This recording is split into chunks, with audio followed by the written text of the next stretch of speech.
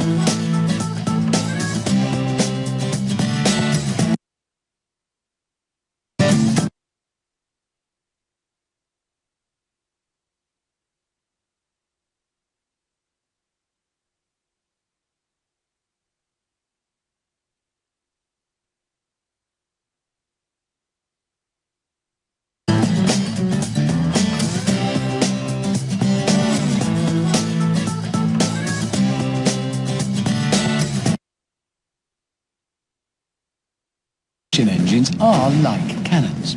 They both use an explosion at one end to drive something along a tube. Same process, very different effect. And to get the most out of your bang,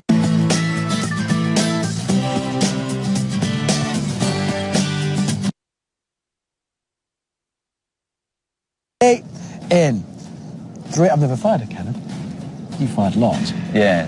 I'll just do it quickly. 3, 2, 1.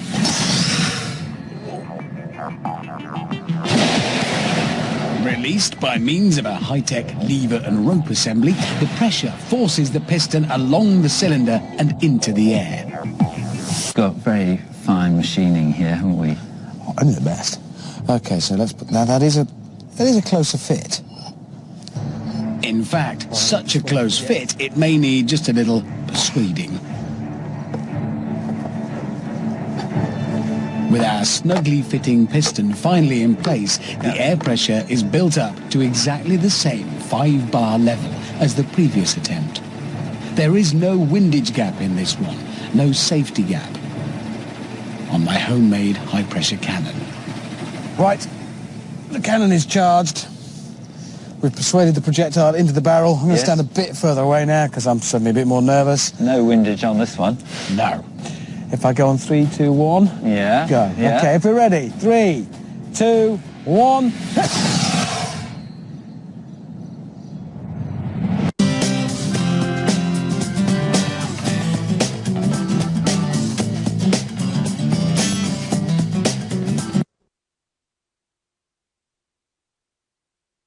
Manfred Winkelhock was lucky to walk away from this famous crash in Germany in 1980. It's all to do with the aerodynamic shape of the car. Get it wrong,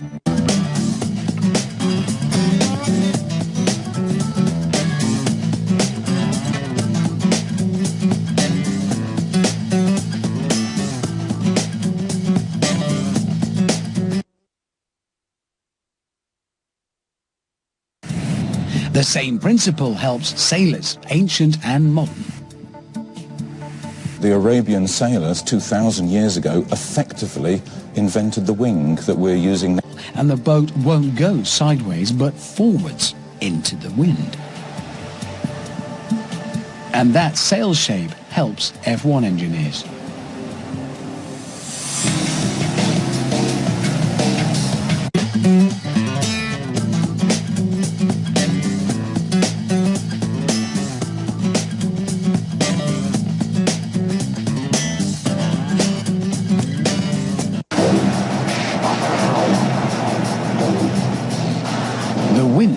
pressing down on the upside-down wings creates downforce. You can see there that's the downforce that is being produced. It's a minus number because the wings are pushing the car down rather than pushing the car up. So it's minus lift. It's minus lift, it's pulling it down, that's right. My aero modifications press the car into the ground, good for giving the tyres more grip and good for getting round corners. The wind blows at just over 80 miles an hour, but engineers here can calculate what its effect would be at 200.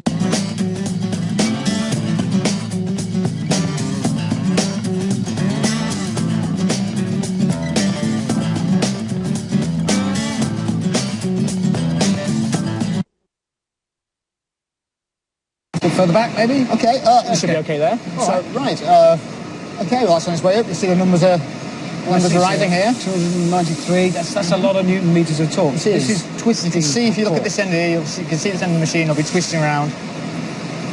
It's yielding already, look. There we go.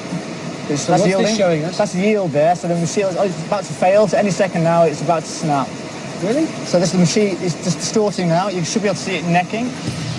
Necking, yeah, I know what you're thinking, but here it means when a material gets thinner in cross-section. It's an indication it's just about to fail. Oh yeah, there it goes there, look. Oh, it's gone. I think we'll stop that there. That's ruined. I think it is the target. If it can match that, it's matched the much heavier steel. Yes, that's right. Pile it on. We're off. So it's climbing 640, 7, 8. It's hang about this machine, isn't it? 9, 10, 11. And we're getting close to where the steel went. 13. It's just gone straight past it. And it's so there's no completely blitzed. There's no damage to the shaft there whatsoever. So there's much lighter, much stronger. It's just gone completely howling past. What will it make it to, do you think? I'm hoping 4.5. 4.5 compared to 1,300 for the steel, and it weighs so much less. Oh, we're on the way to that. 4.2, 3, 4. Oh, we're past. 5. I was just about to ask what happens when it goes. That's what happens when it goes. I didn't jump. So it made it to? It made it to 4,728 newton meters. 4,728, 1,300. steel. And it's so much stronger than the big heavy steel one. And let's not forget, it's just made of...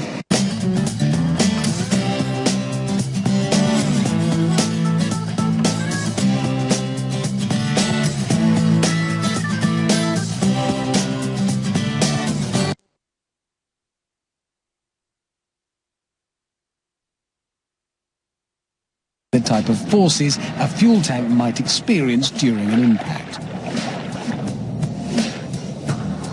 A lightweight, flexible material that bends and absorbs impact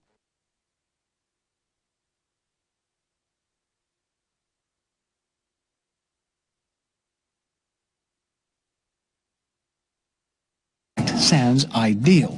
Apparently, it's tricky to make something flexible and strong. Professor Paul Hogg is a materials expert from Manchester University. Paul, all I've really demonstrated there then is...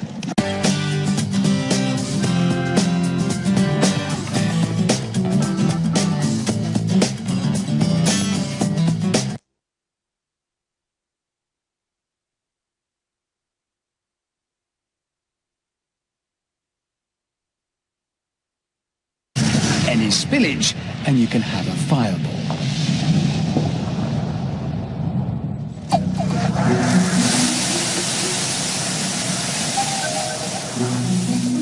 Possibly overkill there.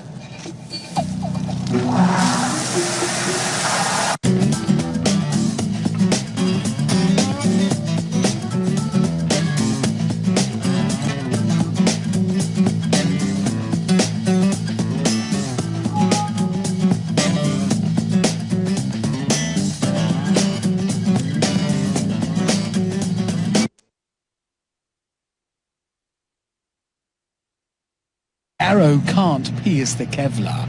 The bag is never punctured, the fuel never leaks, and the driver is safe. It works. Okay, it was an unusual setup, but the principles are exactly the same. Those two materials working together can be flexible and strong. Most important.